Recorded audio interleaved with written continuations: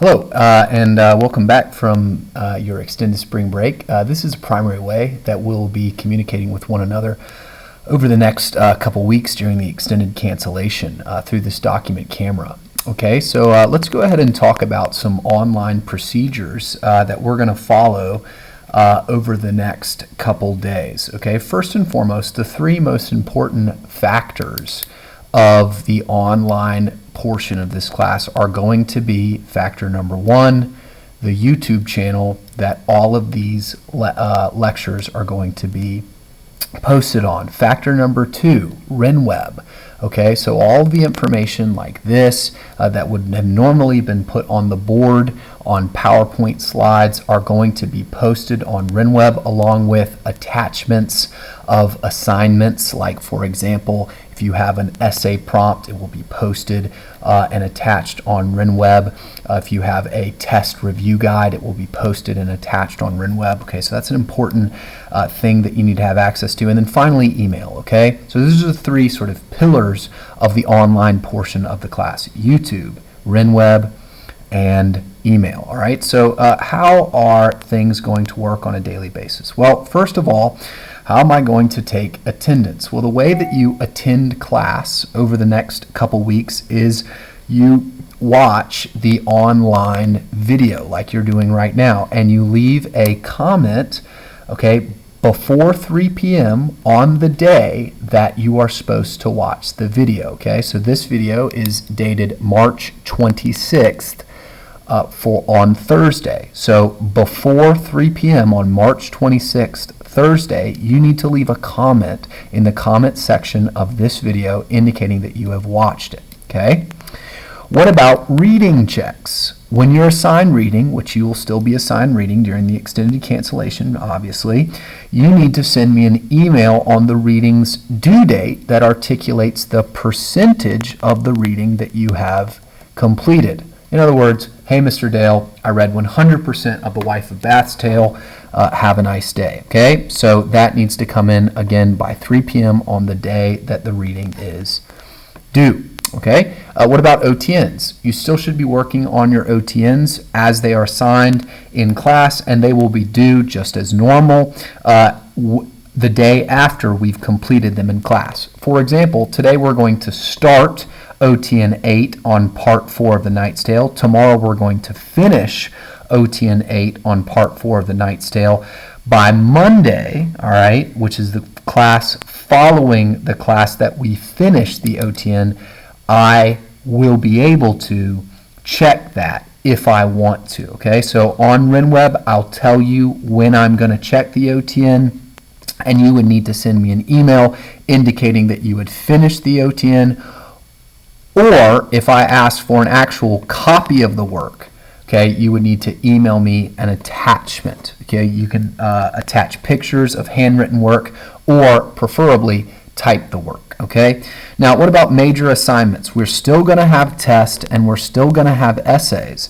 All right, obviously review guides for tests will be attached on RenWeb, and prompts for essays will be attached on RenWeb as well. Okay, and I'll talk through the prompts on the video lectures as you'll see in just a couple minutes as we get into the quarter 4 prompt. All right, so you'll need to submit those electronically to me or drop them off at school depending on which one you and your parents are most comfortable with. Okay, so either one of those I'm fine with, but if during school hours, if you drop a paper off outside or in the office, I'll probably be here or someone will be here to receive that paper. Okay, so those are the basic procedures. Attendance, reading checks, OTNs, and major assignments are still a go. Okay, so let's go ahead and look at what we're going to be getting into over the next couple days on Thursday, Friday, and then throughout the week that follows. Okay, first of all, you need to send me an email indicating the amount of The Wife of Bath's Tale that you have read by Monday at 3 p.m. Okay, so today is Thursday. By Monday at 3 p.m., you need to have The Wife of Bath's Tale completely read. Your email should read something to the effect of, "Hello, Mr. Dale, I've read 100% of The Wife of Bath's Tale. Have a good day." All right? So, reading check, Monday, 3 p.m. Weekly vocabulary and grammar checks have been suspended. If you want some grammar instruction, I highly recommend Khan Academy's online grammar class. It's very helpful, okay? So if you feel like you need some extra grammar instruction during this extended cancellation, which some of you definitely do, you can use some of that downtime during quarantine to improve your grammar. I highly recommend it, okay? So by Monday, March 30th, you need to have The Wife of Bath's Tale done, and you need to complete your OTNs as we complete them in class, okay? So reading and your OTNs, these are the two things that need to be on the forefront of your mind in terms of your daily work for this class. Now, what about your ongoing assignment for quarter 4? Well, your ongoing assignment for quarter 4 is going to be your quarter 4 essay.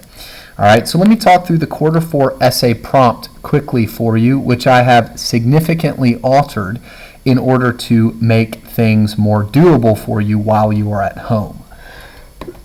Excuse me. All right, so let's first take a look at the honors prompt, and then we'll look at the regular prompt, okay? So if you look at this prompt, what you're going to see is that it's for the honors prompt, it's 3 to 5 pages of argumentative literary analysis, okay, which means you're going to be constructing an interpretive argument that uses a textual analysis of Chaucer's Canterbury Tales in order to defend a thesis statement about Chaucer's perspective of some subject or topic that he explores throughout the tales, all right? Now, you do need to do some research. You need to incorporate 2 reputable outside sources. What do I mean by the word reputable? I mean not a blog post, not SparkNotes, not a Wikipedia article, but something that has been published, vetted, edited by professionals in the field. Okay, so 2 reputable outside resources. Now, typically I assign 4 here, but for the sake of efficiency during this uncertain and strange time, we're going to cut it down to 2. Now, 2 outside sources that I highly recommend to you right off the bat, okay, and then you can base your whole research just on these 2 documents, are 1, your history textbook, and 2, Sheila Fisher's Introduction and Background, which is at the beginning of your Canterbury Tales text. Remember, Sheila Fisher is the editor and translator of the selected Canterbury Tales that you have a copy of. So the Introduction and Background is just the beginning of Sheila Fisher's version, translated version of Chaucer's Canterbury Tales, okay? So you can use her background and you can use your history textbook. There's 2 out of 2 resources. Now, for your works cited page, okay, you'll need to have 3 total citations. You'll need to have your history textbook cited, you'll need to have Sheila Fisher's Introduction and Background cited, and finally, Chaucer's Canterbury Tales cited. All 3 of those will be your citations, and you'll have done the research component effectively, all right? Now remember, when I say using or incorporating 2 reputable outside resources, I do not simply mean citing them. I mean that you will need to directly reference them in the text of your essay as support for your essay, all right? Now, how you'll be using these resources is to provide historical context to your reading of Chaucer's themes, okay? So when is this going to be due? At least 5 weeks from now. So you're going to have plenty of time to adjust to the online platform. We may even be back to school by then. Who knows? I don't know. I'm not making any promises or predictions because I literally have no idea. But what I do know is that this essay is going to be due around 5 weeks from now, which is plenty of time for you to get your feet on the ground, okay? So, prompts. You've got 3 options. You can write about Chaucer's view of one of these 3 things, whether it be the leadership of the aristocracy, which we've discussed extensively in our analysis of the Second Estate with the Knight's Tale. You could talk about Chaucer's depiction of the church. You could talk about Chaucer's depiction of gender roles in 14th century English culture. Any of those 3 options you can write an essay about. Obviously, you would need to develop a thesis that interprets Chaucer's view of one of these three subjects. That's what we would call the theme. It's Chaucer's view, the idea, the main idea that he is developing, okay? It's obvious that he's talking about these three things, so don't write me an essay that just says that he is talking about these things. That much is obvious. I want to know what he's saying about these things, okay? So this is the assignment that you need to have in mind over the next couple weeks. Like I said, it's going to be due around 5, maybe even 6 weeks from now. We'll talk more about style, focus points, how to outline your essay. We'll talk about drafting thesis statements on these video lectures in the weeks to come, but I just wanted this to be in front of you. Now, what if you're in regular? Well, regular assignment is very similar, but it's not exactly the same. It's also 3 to 5 pages, but instead of 2 outside resources, you are going to use only one. You can use your history textbook, you can use Sheila Fisher's Introduction and Background, but you need to cite from an outside resource to help substantiate your claims about Chaucer's view of the leadership of the aristocracy. Now, the other big difference between the regular and honors prompt is the rigor with which I will be evaluating the quality of your essay. Okay, if you're in the regular class, you basically have a little more slack, a little longer rope, a little more developmental room to grow. Whereas if you're in honors, I simply need to see an excellent essay. Okay, so those are the 2 assignments that you need to have in mind over the next few weeks. Everyone good with that? Great, let's move on. All right, so the next portion of the class is going to be dedicated to the first part of OTN 8. All right, so go ahead, take a second. If you need to, pause the video, get your text of the Canterbury Tales out, all right, and get your notes, whatever you take notes on, out and on hand, okay? So over the next portion of the class, we're going to be talking about parts 1, 2, and 3 of OTN 8. Today, all right, Thursday, we're going to be conducting a review of The Knight's Tale parts 1 through 3. Why? Because we haven't talked about The Knight's Tale in, about 2 weeks. We need to get ourselves back up to speed with the basic ideas being developed in The Knight's Tale before we move into concluding The Knight's Tale by looking at Part 4. Tomorrow in class, we'll conduct a brief SQ3R for Part 4 and then analyze these 3 key passages, concluding our study of The Knight's Tale. Okay? So, if you need to take a quick break, you absolutely may. I'm going to take a quick sip of my Dunkin' Donuts coffee. Good stuff. All right. And let's go ahead and jump into our review of The Knight's Tale. Now, I will just remind you, it is on the OTN, so you do need to make a record in prose, all right, of this conversation. That is your daily work, making a record in prose of the conversations that we're having in class, okay?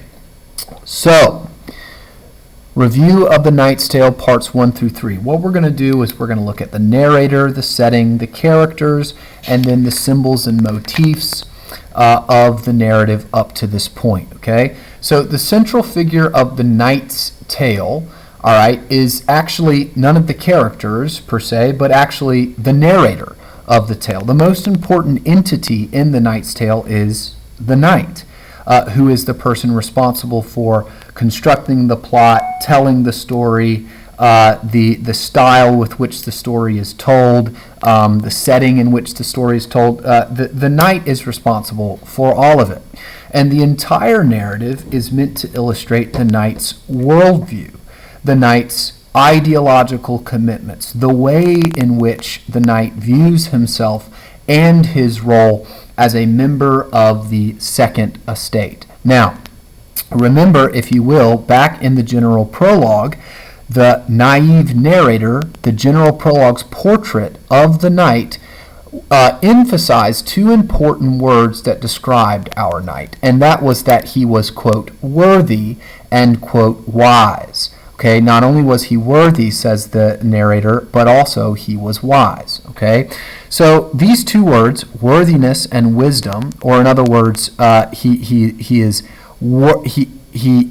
power is justified. His power, he is worthy of the position of prominence that he has, and he's worthy of that position of prominence because he is a wise or virtuous leader. Okay? Now, the reason why an aristocrat would be worthy and needed to be wise is because an aristocrat is a person who occupied in medieval culture a specific social position. They had power, they had privilege that was given to them, and not to other people in the third estate, not to common people. They were privileged. They were a privileged few.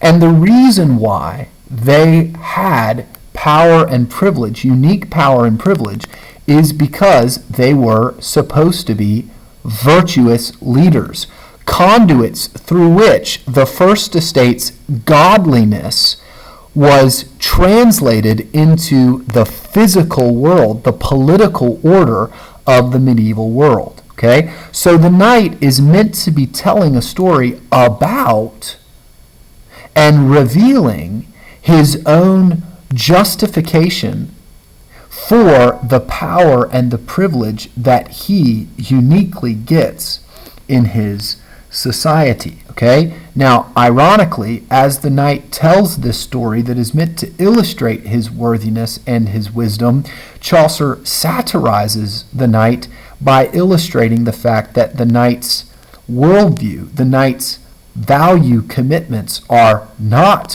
worthy and not wise.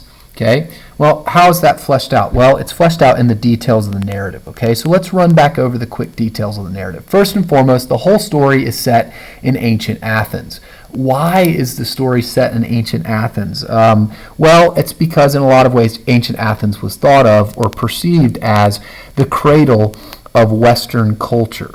Okay, whether it be the early science of Aristotelian philosophy or the early political philosophy of Plato, the early moral philosophy of Socrates. All of these are examples of Western cultural traditions being begun in Athens. So the knight, by setting his story in Athens, is illustrating his own education, his own culturedness. In other words, a facet of his worthiness, a facet of his wisdom. Okay? It also establishes a kind of epic mood in the poem, as ancient Athens was a place that was home to and made famous the kind of Homeric traditions, all right, that we would see in maybe the Odyssey or the Iliad. And passed on to writers like Virgil, and then onward even further to writers like Chaucer in the contemporary age. So the knight, in other words, is establishing himself as a sort of inheritor of that long tradition of literary and philosophical sophistication. He's worthy, he's wise, he's educated. Okay? Now, he also does this through his characterization of the fictional entities, the characters in the plot of the story. The first character, who is a kind of double of the knight, is Theseus. Okay, so the famous Duke of Athens, the greatest hero of the Athenian culture, Theseus, is someone that the knight equates himself with throughout the course of the narrative. This illustrates the knight's kind of hubris, right, or arrogance, just right off the bat. But he has other similarities with Theseus as well. Like, for instance, they're both members of the older generation. Okay, they're both great conquerors and accomplished warriors. All right. Now, some of the important actions that Theseus takes throughout the course of the narrative that reveals his sort of moral duplicity, which the knight doesn't recognize, but Chaucer wants the reader to understand, is number one, right? He conquers the Amazons. The Amazons are just free women, all right, who are outside of the dominion of Theseus and anyone, right? He conquers the Amazons and he forces their queen Hippolyta to marry him. But then on his way home, he he elects to protect the women by the road and have mercy on the women by the road. Now, this is supposed to be this great act of sort of chivalric generosity, right? He sees these women in need, and he's a knight in shining armor. He goes and he chivalrically protects them from the tyranny of Creon. But really what it does is illustrates the moral duplicity, the ethical inconsistency of Theseus as a leader, right? He is willing to tyrannize the Amazons, but protects the women by the road from the tyranny of Creon. Okay? In other words, he is not consistently chivalric, but rather chivalric when it suits him. This is a very dangerous way to lead, and it certainly is not something that is worthy of unconditional respect. Rather, it is something that illustrates the knight, through Theseus, the fact that both of them lack the kind of integrity necessary for good leadership of the third estate, of good leadership of those who are less socially advantaged than them. Okay? Later on, he endorses Arcite and Palaemon's duel instead of correcting it. He objectifies Emily by basically offering Emily, who he has no right to offer. He is her enslaver. He is her tyrannizer. He is not her father. Okay? He's not her protector. Right? He's her conqueror. He offers Emily as a prize to Arcite and Palaemon. Why? Because he views himself as having the right to do so. This is completely normal. Right? No one in the kingdom is at all put off by this. Why? Because this is the way that Theseus, and by extension the knight, and by extension medieval culture, was expected to work. Right?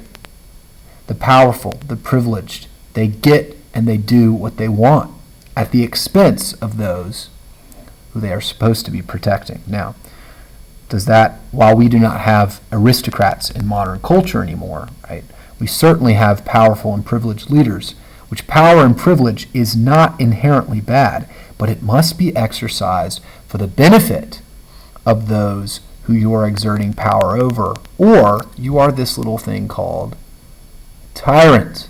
Okay? Now, for those of you who are going to occupy positions of power and privilege in your own life, this is a lesson worth considering. Okay? Finally, Theseus constructs the noble theater. The noble theater is going to host the conflict between Arcite and Palaemon, which Theseus is going to celebrate, right? He's going to use this as a unifying tool, something that all the Athenian people are going to come together and collectively be entertained by, collectively celebrate the merits of, right? This once again illustrates Theseus's failure as a leader, as an educator of the younger generation. His job is to correct Arcite and Palaemon's unchivalric, ignoble conflict over Emily, which has caused them to forego their chivalric duties. Instead of correcting them, what Theseus does to Arcite and Palaemon is he endorses, he supports, he celebrates, he passes on his own moral duplicity to his heirs. Okay? So the Knight's Tale not only illustrates the fact that the knight is not worthy, that the knight is not wise, but that his unworthiness and his lack of wisdom is going to be perpetuated to the next generation of leaders who are going to inherit his power and inherit his privilege, but very, very badly also going to inherit his lack of moral integrity. Okay? Now, Arcite and Palaemon, obviously, another set of powerful and privileged characters in the narrative who occupy positions of social prominence, who are leaders, right?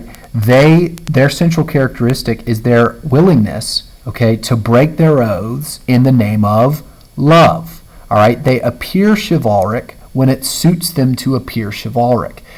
But when the chips are down and when they're faced with a decision in which they either have to do their duty or pursue their own desires or appetites, Arcite and Palaemon consistently both right? Both pursue their appetites. They break faith in the name of love. Now, obviously, love is a high-minded human ideal based on sacrifice, based on devotion, based on delight, right? But when Arcite and Palamon say that they are breaking their oaths in the name of love, right, what they are doing is they are simply baptizing. They are simply dressing up, right, their lust in the trappings of love in order to cover their moral duplicity, their lack of integrity, their lack of worthiness, their lack of wisdom. Okay. What is a deeply selfish act is veiled in the language of selfless service. What about Hippolyta? Hippolyta is the conquered wife of Theseus, who says and does practically nothing throughout the course of the narrative, right? Her conquest illustrates Theseus's moral duplicity, which we've already discussed, and her subsequent submission to Theseus illustrates the knight's perspective of women. Theseus and the knight both view women as creatures who are made to be conquered and happily and quietly submit to their conquerors after they're conquered. Now, this again illustrates another failure of these male leaders. Okay? What Chaucer is not saying is that men are not fit to lead. What Chaucer is not offering to us is some kind of radical feminist rejection of, the role that fathers and male leaders have in our lives. That's not what Chaucer is doing. But what Chaucer is saying is that when people who have power and privilege exert that power and privilege over those who have been entrusted to their care, the women in the narrative are basically those that in a patriarchal, male-centered culture have been entrusted to the care of these leaders, right? That when one has individuals like Hippolyta or Emily or the women by the road entrusted to their care, it is your duty, it is your responsibility to exert your power and your privilege on behalf of these individuals, right? So as they submit to you, you, right, are worthy of being submitted to because you are exerting your power self-sacrificially, right? You are loving those who have been entrusted to your care self-sacrificially. Now that relationship, which is described as in the Bible, specifically between husbands and wives, all right, but also between us, the bride of Christ, and the head of the church, Jesus, right? When that relationship works out the way it's supposed to, everything is good. Submission is a delight, just as service is delight, and it's reciprocal, and it's loving, and it's harmonious, and it's good. What Chaucer is pointing out is that when those with power do not exert their power on behalf sacrificially of those who have been entrusted to their care, this reciprocal relationship is broken and it becomes a tyrannical relationship. And not only are Theseus, Arcite, and Palamon exerting tyrannical control over the women in their lives, they are doing so in the name of love. So not only are they tyrants, but they're also 1 degree worse. They're frauds.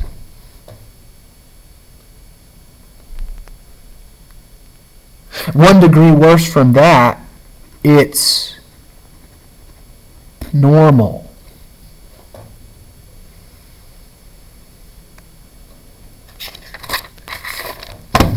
Consider Emily quickly. Emily is Hippolyta's younger sister. She's beautiful in appearance. She is completely controlled by the men in her life, whether it be Theseus acting as her surrogate father, whether it be Arcite and Palamon fighting for her hand without her consent. All of the characters in the narrative treat Emily as if she is an object, as if she is a prize.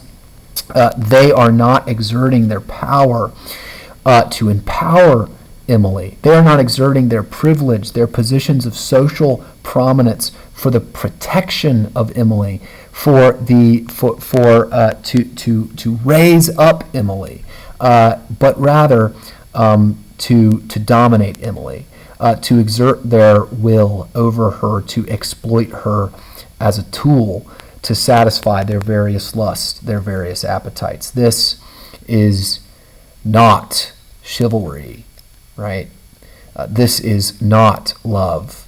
The knight describes Arcite and Palamon and Theseus's approach to Emily as something that is chivalric, normal, good. That is deeply troubling. All right, the women by the road. Obviously, the women by the road are tyrannized by the greedy and sacrilegious Creon, who Theseus ironically brings to justice. Why is that ironic? Well, simply because he's on his way home from tyrannizing another group of women, the Amazons, right? Again, you can pause it and read through the rest of those notes if you want to, but for the sake of time, let's go ahead and conclude here. So motifs and symbols, we see conquered women throughout, which is ironic for a story that's supposed to be about the chivalric protection of women. We see broken and altered oaths all throughout the story, which is, again, ironic for a chivalric romance, which is supposed to glorify the oath-bound chivalric knight. We see blood imagery, specifically blood being spilled, blood being shed throughout the course of the narrative, and we also saw the symbol of the noble theater. The symbol of the noble theater, as we discussed before we left for spring break, is a symbol of the ways in which the second estate, whether it be Theseus or the knight, uses entertainment, art, and religious belief collectively as a means to justify the ideological foundations of their power, the ideas, the moral commitments that justify the worthiness and the wisdom of their leadership. Very obviously, Chaucer is satirizing that worthiness, satirizing that wisdom throughout the course of the narrative. Make sure you've made a record of this review in your on-the-record notes, and tomorrow we will finish up OTN 8, looking at part 4 of The Knight's Tale. All right, have a great day.